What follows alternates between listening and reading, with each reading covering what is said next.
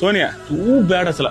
ఎవరి గురించో చెప్పట్లేదు కానీ ఎవరో హౌస్ లో ఉండే వాళ్ళతో లేకుంటే బయట విషయాలు తీసుకొచ్చింది తెలియదు, హౌస్ లో ఉండేవాళ్ళు అనుకుంటా.